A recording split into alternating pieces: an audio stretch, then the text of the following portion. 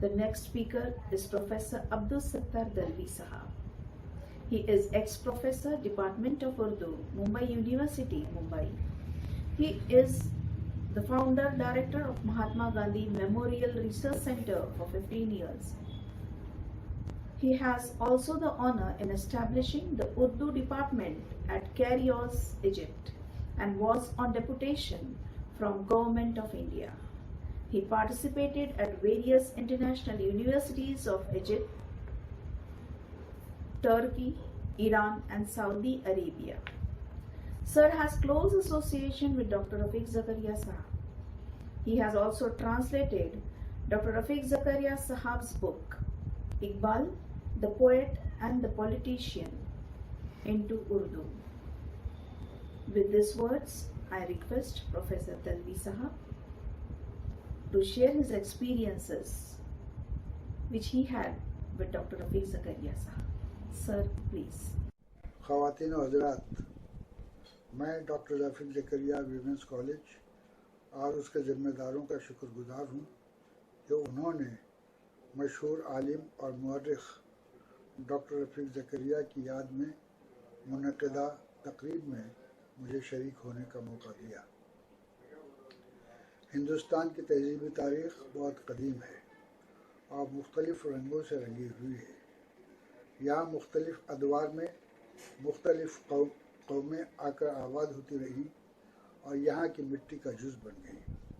हमारी इस कदीम तारीख़ में अशोक आज़म के अहद से लेकर आज तक मुख्तलिफ़ कौमें आती रहीं और उन्होंने इस मुल्क को फ़िक्र व फ़लसफ़े, सियासी नज़रियात और मुख्तलिफ़ ज़हनी ज़िंदगी से आरास्ता किया।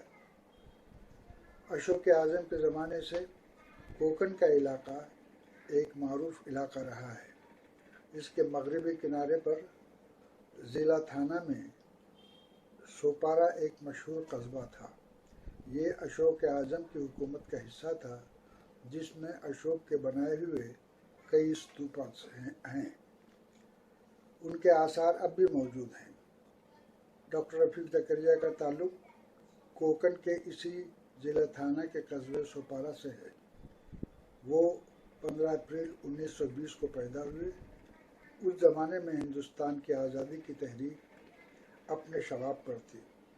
उसी ज़माने में हिंदुस्तान के दो बड़े फ़िरक़ों हिंदू और मुसलमानों में वसी खलीजें बन गई थी।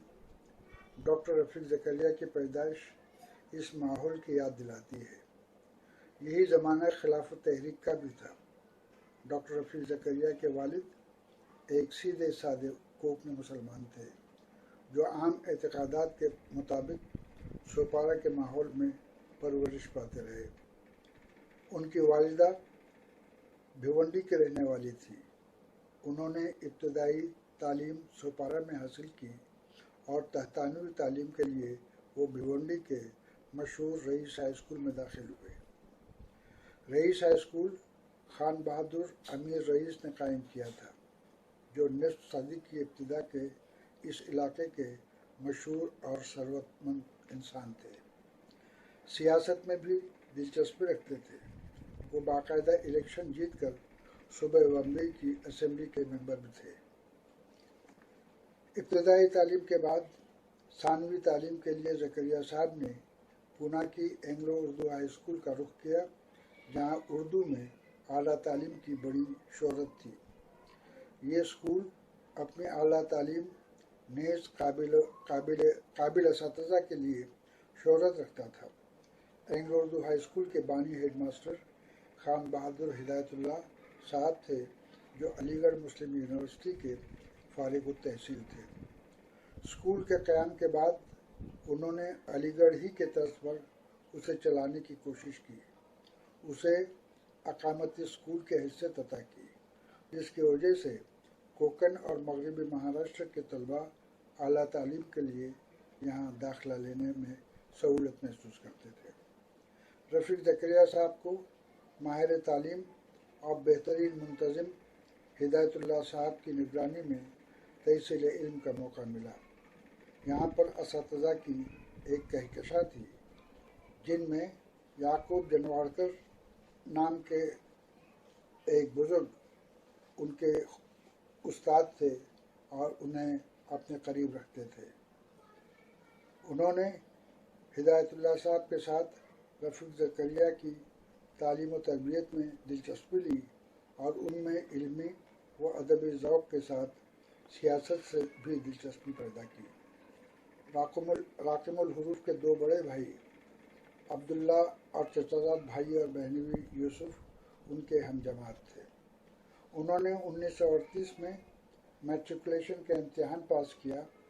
اینگلو اردو ہائی اسکول کا ابتدائی اردو ذریعہ تعلیم تھا، لیکن اعلیٰ جماعتوں میں وہاں ذریعہ تعلیم انگریزی تھا اور اردو لازمی اور فارسی اختیاری مضمون کی حیثیت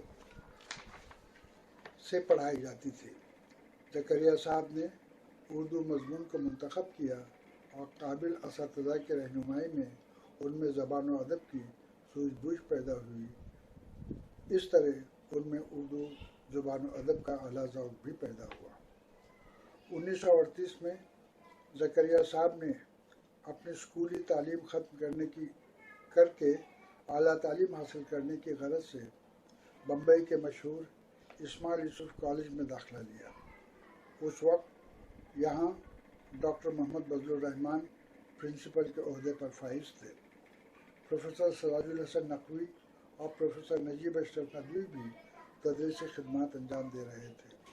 ڈاکٹر رفیق زکریا نے معاشیات میں BA کی ڈگری حاصل کی اور اسلامک کلچر یا اس زمانے میں جسے اسلامک اسٹڈیز کہا جاتا ہے اس میں اول درجے میں MA پاس کیا اور چانسلر میڈل کے حقدار بنے۔ MA کے بعد وہ انگلستان چلے گئے اور لندن یونیورسٹی سے انہوں نے اسلامیات میں ڈاکٹریٹ کی ڈگری حاصل کی۔ یہاں انہوں نے اعلیٰ تعلیم کے ساتھ ساتھ اصول تحقیق کا مطالعہ بھی کیا۔ لندن میں قیام کے دوران انہوں نے بیرسٹری کی بھی سند حاصل کی۔ اسی زمانے میں انہوں نے اخباروں میں مضامین لکھنے شروع کیے۔ وہ بمبئی کرانیکل میں مضامین لکھا کرتے تھے۔ یہ سلسلہ ان کا ہندوستان واپس لوٹنے کے بعد بھی جاری رہا۔ اس وقت بمبئی کرانیکل کے ایڈیٹر مشہور قومی رہنما سید عبداللہ بریلوی تھے۔ اسی زمانے میں ڈاکٹر رفیق زکریا نے سیاست میں بھی دلچسپی لینی شروع کی اور بعد میں انہوں نے باقاعدہ ایک سیاستداں کی حیثیت سے شہرت پائی۔ ابتدائی تعلیم کے بعد ثانوی تعلیم کے لیے زکریا صاحب نے پونا کے اینگلو اردو ہائی اسکول کا رخ کیا، جہاں اردو میں اعلیٰ تعلیم کی بڑی شہرت تھی۔ یہ اسکول اپنی اعلیٰ تعلیم کا نیز قابل اساتذہ کے لیے شہرت رکھتا تھا۔ اینگلو اردو ہائی اسکول کے بانی ہیڈ ماسٹر خان بہادر ہدایت اللہ صاحب تھے، جو علی گڑھ یونیورسٹی کے فارغ التحصیل تھے۔ اسکول کے قیام کے بعد انہوں نے علی گڑھ ہی کی طرز پر اسے چلانے کی کوشش کی۔ اسے اقامتی اسکول کی حیثیت عطا ہوئی، جس کی وجہ سے کوکن اور مغربی مہاراشٹر کے طلباء اعلیٰ تعلیم کے لیے یہاں داخلہ لینے لگے۔ رفیق زکریا صاحب کو ماہر تعلیم اور بہترین منتظم ہدایت اللہ صاحب کی نگرانی میں تحصیل علم کا موقع ملا۔ یہاں پر اساتذہ کی ایک کہکشاں تھی، جن میں یعقوب جنواڑکر کا نام خصوصی اہمیت رکھتا ہے، جنہوں نے ہدایت اللہ صاحب کے ساتھ رفیق زکریا صاحب کی تعلیم و تربیت میں دلچسپی لی اور ان میں علمی و ادبی ذوق کے ساتھ سیاست سے بھی دلچسپی پیدا کی۔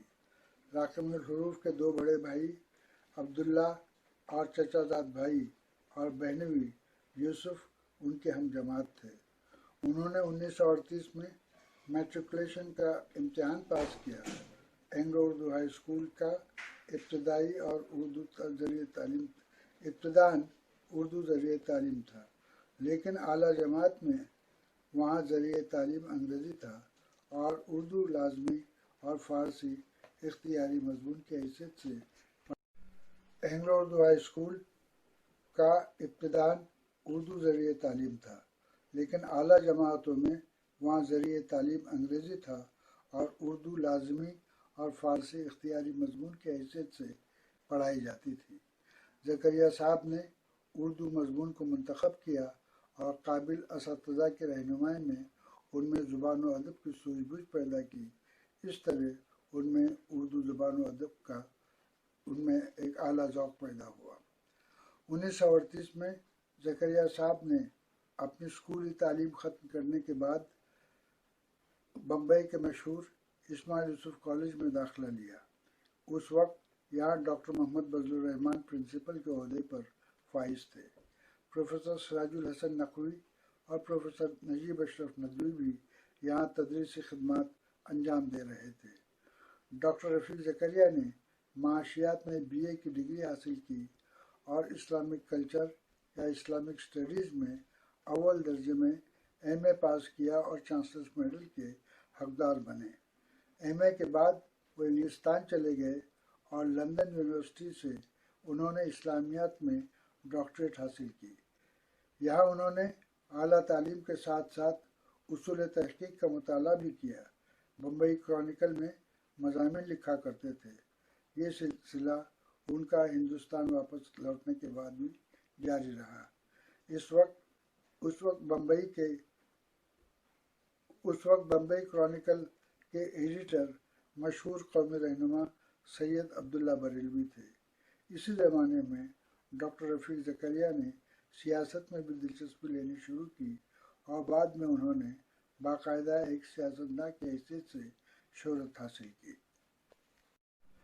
ڈاکٹر رفیق زکریا ابتدائی سے دو قومی لیڈروں سے متاثر رہے، اولاً مولانا آزاد اور دوسرے مسز سروجنی نائیڈو۔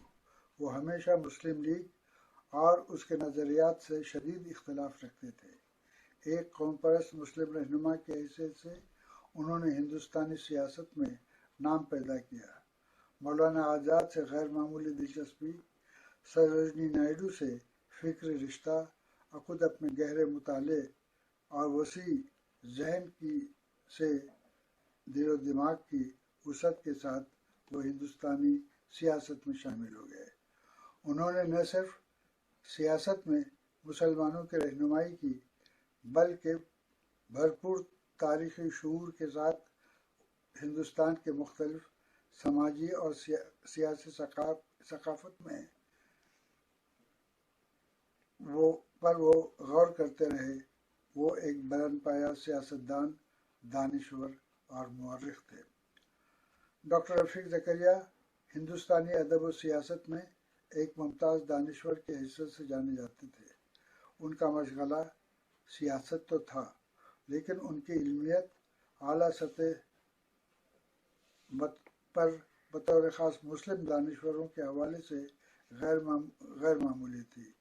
وہ حقیقتاً مولانا آزاد کی دانشورانہ میراث کے امین تھے اور سیاست میں مولانا آزاد ہی کی راہ پر چلتے تھے۔ انہوں نے ریاستی سیاست کے علاوہ راجیہ سبھا کے چیئرمین کی حیثیت سے بھی اپنے ملک کی خدمت انجام دی۔ انہوں نے اقوام متحدہ میں بھی ہندوستان کی نمائندگی کی۔ ڈاکٹر رفیق زکریا کئی کتابوں کے مصنف تھے۔ ان کی زیادہ تر تصانیف ہندوستان کے معاصر سیاسی مسائل اور ہندو مسلم اتحاد کے حوالے سے رہی ہیں۔ وہ ایک راسخ العقیدہ مسلمان اور اسلام کے شاہدائی تھے۔ انہوں نے سلمان رشدی کی متنازع کتاب کا جواب محمد اور قرآن کے نام سے دیا اور اسی طرح کلکتہ ہائی کورٹ میں قرآن کریم پر کیے ایک مقدمے کے دوران قرآن کریم کے حوالے سے پیش کیے گئے اعتراضات کا مدلل جواب دیا۔ اسماعیل یوسف کالج میں اسلامیات کی تعلیم کا ایک مقصد ہندوستانی مسلمانوں کو ڈاکٹر رفیق زکریا کی صورت میں حاصل ہوا۔ مجھے ذاتی طور پر اس بات کی بھی خوشی ہے کہ میری کتاب اقبال کا ایک ممدوح بھرتری پر انہوں نے مفصل پیشتر لکھتے ہوئے میری ہمت افزائی کی۔ اسی طرح اقبال پر ان کی ایک کتاب اقبال شاعر اور سیاستدان کے نام سے اردو میں ترجمہ کرنے کا اعزاز مجھے بخشا۔ ان کی کتاب محمد اور قرآن کی اشاعت کے بعد مسلمان اور ہندو اسکالرز نے اس پر غیر معمولی اور انصاف پسند تبصرے کیے، جن میں خوشونت سنگھ، شوبھا ڈے، پروفیسر اکبر احمد، कैम्ब्रिज यूनिवर्सिटी, मौलाना अली मियां नदवी और कई दूसरे स्कॉलर शामिल थे। मशहूर पाकिस्तानी स्कॉलर और साबिक वज़ीर मौलाना कौसर नियाज़ी ने अपनी किताब पर तबसरा करते हुए लिखा है, कोट, इस किताब की तसनीफ से डॉक्टर ज़करिया ने जन्नत में अपने लिए जगह महफूज कर ली है, अनकोट। उर्दू ज़ुबान और अदब से भी रफ़ीक ज़करिया साहब का गहरा रिश्ता था। उन्होंने अदब व तहज़ीब की भी खिदमत की। वो उर्दू और फ़ारसी शायरी के दिलदादा थे। गालिब और इकबाल उनके पसंदीदा शायर थे। 1969 में जब गालिब सदी मनाई गई तो जश्न गालिब के रोए रवा डॉक्टर रफ़ीक ज़करिया ही थे। उन्होंने मशहूर तरक्की पसंद शायर अली सरदार जाफरी के साथ जश्न गालिब को हर तरह से आरास्ता व पैरास्ता किया। इस मौके पर उन्होंने मुशायरे और दीगर प्रोग्राम भी मुनक़िद करवाए। एक प्रोग्राम में सरदार जाफरी और कुर्रतुल ऐन हैदर की एक मुश्तरका किताब जो अंग्रेज़ी में शाये हुई थी, उसका पेशलफ्ज़ भी डॉक्टर ज़करिया ने लिखा था, जिसका इजरा वहीं अमल में आया। इस सिलसिले के एक मुशायरे में मुनफरिद तरक्की पसंद शायर और माहिर-नाज़ नग़मा निगार साहिर लुधियानी ने अपनी शोर आफाक नज़्म गालिब सदी के मौके पर सुनाई और महफिल लूट ली। जश्न गालिब से पहले एक अदबी तकरीब जश्न कृष्णचंद्र के नाम से भी मुनक़्क़िद की गई थी। इस तकरीब के इनेकाद में भी डॉक्टर रफ़ीक ज़करिया पेश थे। ये तकरीब बम्बई के बिरला मातोश्री हॉल में मुनक़्क़िद हुई थी। हिंदुस्तान की वज़ीर आज़म श्रीमती इंदिरा गांधी ने उस जलसे की सदारत की थी। सरदार जाफरी, कैफी आज़मी और उर्दू की सारी मुमताज़ शख्सियतें इस जश्न में शरीक थीं। इस जलसे में मुमताज़ अदाकार यूसुफ खान उर्फ दिलीप कुमार भी स्टेज पर तशरीफ़ रखते थे। मुझे अच्छी तरह याद है कि वो अपने साथ कुल्लियात नज़ीर अकबराबादी लाए थे और नज़ीर की वो नज़में लहक लहक कर सुना रहे थे जो हिंदुस्तान की मुश्तरका तहज़ीब, मेलों ठेलों, राम कृष्ण, फूलों फलों से ताल्लुक़ रखती थी। वो इस बात को पेश कर रहे थे कि उर्दू हिंदुस्तान की मुश्तरका तहज़ीबी मीरास है और नज़ीर अकबराबादी उसका सबसे बड़ा नुमाइंदा शायर है। ये जश्न भी, जैसा कि मैंने इससे कबल जिक्र किया है, उसके सरपरस्त डॉक्टर रफ़ीक ज़करिया ही थे। डॉक्टर रफ़ीक ज़करिया साहब से मेरी पहली मुलाकात का ज़रिया एक ईद मिलन का जलसा था। मैं उस वक्त Mahatma Gandhi memorial research centre में डायरेक्टर था और अक्सर महात्मा गांधी, उनका तस्वुर हिंदुस्तानी, उर्दू और हिंदी अदबियात पर जलसे मुनक़्क़िद करता था।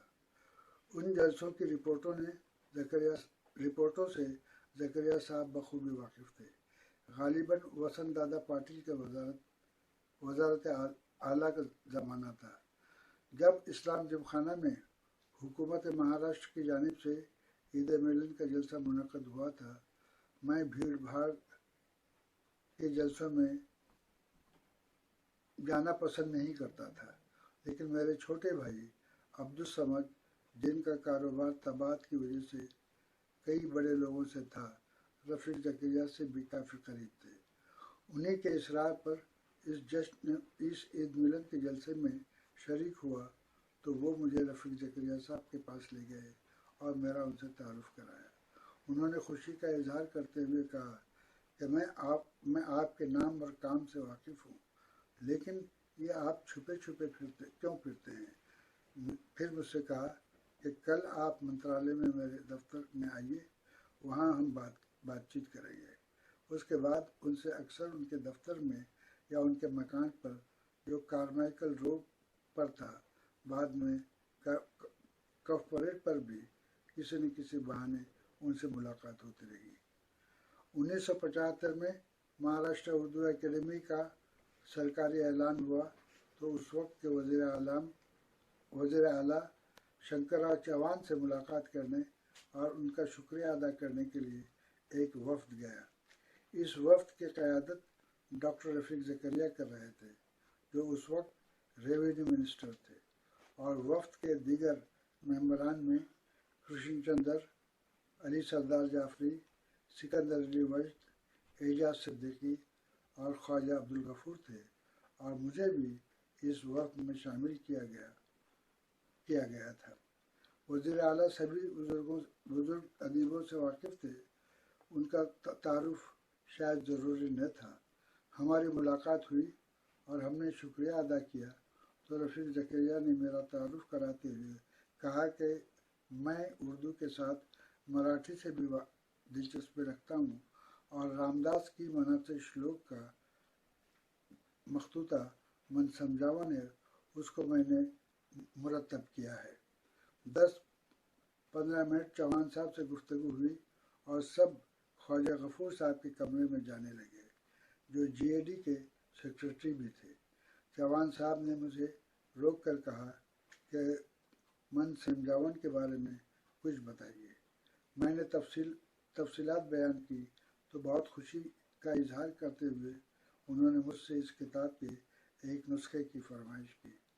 وہ اردودا تھے اور اردو اور مراٹھی کے رشتے کو مہاراشٹر میں مضبوط کرنا چاہتے تھے، لہذا دوسرے دن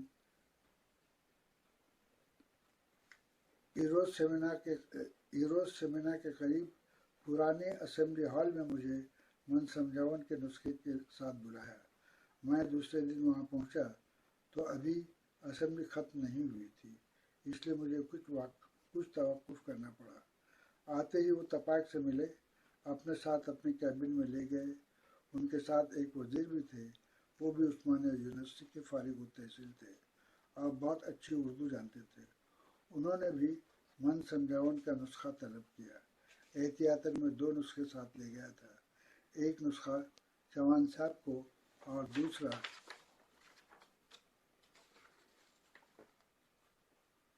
ان کی خدمت میں پیش کیا۔ بعد میں جب اردو اکیڈمی کا بورڈ بنا اور جی آر نکلا تو اس کمیٹی میں میرا نام بحیثیت جوائنٹ سیکرٹری شامل تھا۔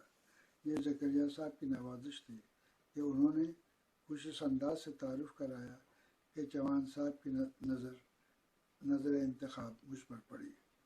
ڈاکٹر رفیق زکریا صاحب مہاراشٹر اسٹیٹ اردو اکیڈمی کے چیئرمین بھی تھے اور جی اے ڈی کے سیکرٹری خواجہ عبدالغفور صاحب اردو اکیڈمی کے ممبر سیکرٹری تھے۔ کرشن چندر، علی سردار جعفری، سکندر علی وجد وائس پریزیڈنٹ تھے۔ باقی کئی ممتاز ادیب اور شاعر اکیڈمی کے ممبران تھے۔ زکریا صاحب کی صدارت میں اکیڈمی کی میٹنگیں منعقد ہوتی تھیں۔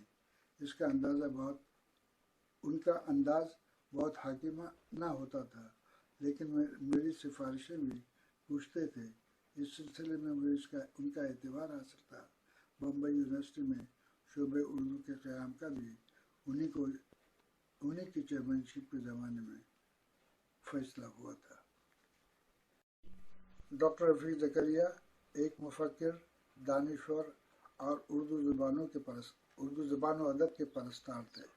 بمبئی یونیورسٹی کے شعبہ اردو میں میرے تقرر کے بعد میں اکثر بڑے سیمیناروں میں بحیثیت صدر انہیں مدعو کرتا تھا۔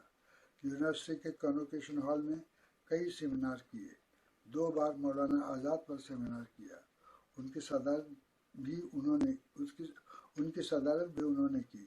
بمبئی شہر میں ان سے بہتر آدمی مولانا آزاد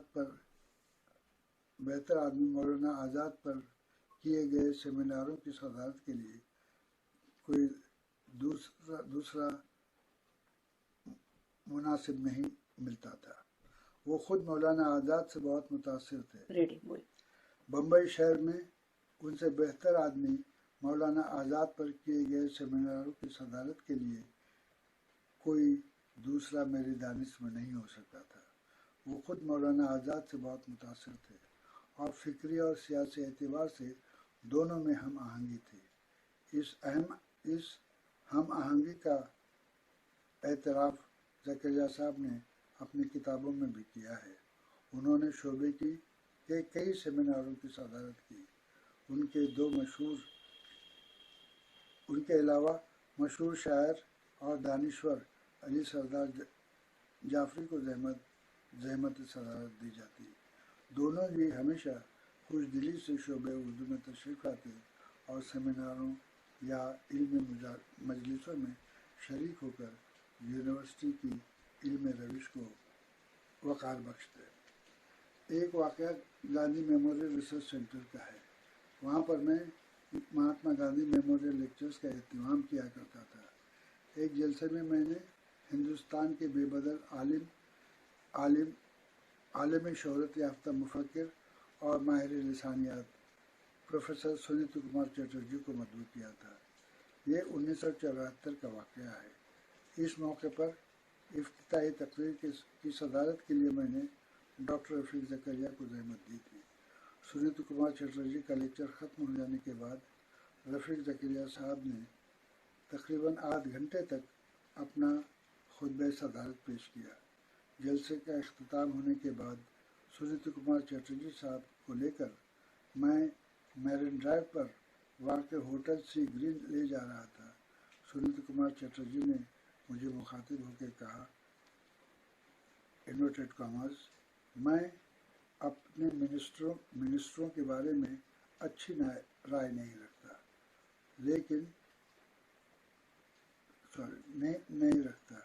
ان کی معلومات صفر ہوتی ہیں، لیکن آج میں ڈاکٹر زکریا کا خطبہ صدارت سن کر بہت حیران ہو گیا۔ وہ بہت بڑے عالم اور اسکالر ہیں اور زبان کے مسئلے پر گہری نظر رکھتے ہیں۔ سنیت کمار چٹرجی کے انتقال کے بعد میں نے ان پر ایک مقالہ لکھا جو ہماری زبان دلی میں شائع ہوا۔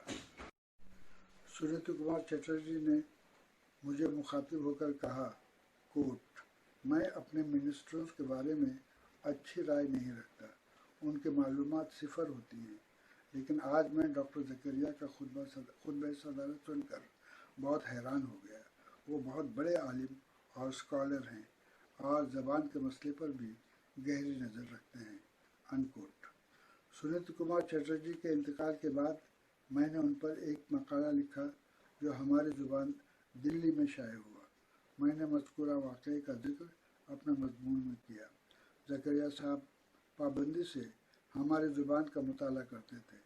اشاعت پذیر اس مضمون کو جب پڑھا تو دوسرے ہی روز صبح مجھے ٹیلی فون کیا اور میرے اس خراج تحسین کو پڑھ کر میرا شکریہ ادا کیا۔ اس واقعے سے یہ اندازہ لگانا مشکل نہیں کہ علمیت اور دانشوری کا ایک عالم بے بدل بھی ان سے خراج عقیدت پیش کیا۔ ڈاکٹر رفیق زکریا کی سیاسی، علمی، ادبی اور مذہبی خدمات اسماعیل یوسف کالج ہی کی نہیں بلکہ ہندوستانی مسلمانوں کے لیے بھی رہنمایانہ ہیں۔ اورنگ آباد میں غریب بچوں کے لیے کی گئی تعلیمی اور سماجی خدمات اور مختلف علوم میں نوجوان لڑکیوں کی زندگی کو باوقار بنانے کے مقصد سے اپنے قائم کردہ تعلیمی ادارے کے ذریعے جو مواقع فراہم کیے ہیں وہ بھی زکریا صاحب کا ایک بہت بڑا کارنامہ ہے جس کو ہندوستان کی تاریخ کبھی فراموش نہیں کر سکتی۔ مہاراشٹر کالج بمبئی میں زکریا صاحب کے نام سے doctor Rafiq Zakaria post graduate studies and research centre نے قائم کیا ہے، وہ ذرا ٹک کرنا پڑے گا۔ ڈاکٹر زکریا کا مہاراشٹر کالج ممبئی کے سے بھی گہرا رشتہ ہے، بلکہ اس کے ایک طرح سے وہ بانیوں میں سے تھے۔ اب مہاراشٹر کالج نے doctor Rafiq Zakaria post graduate studies and research centre قائم کیا ہے۔ وہ زکریا صاحب کی خدمات کا بہت بڑا اعتراف ہے۔ اس کے لیے میں مہاراشٹر کالج کے چیئرمین، پرنسپل، صدر شعبہ اردو اور انتظامیہ کے ممبران کو مبارکباد پیش کرتا ہوں، اور مجھے یہ بھی امید ہے کہ کالج کے طلباء اس سینٹر سے اور اورنگ آباد کے سینٹر سے بھی زیادہ سے زیادہ استفادہ کریں گے اور اعلیٰ اور معیاری تحقیق سے اردو تحقیق کو وقار بخشیں گے۔ Thank you, sir, for your enlightening speech.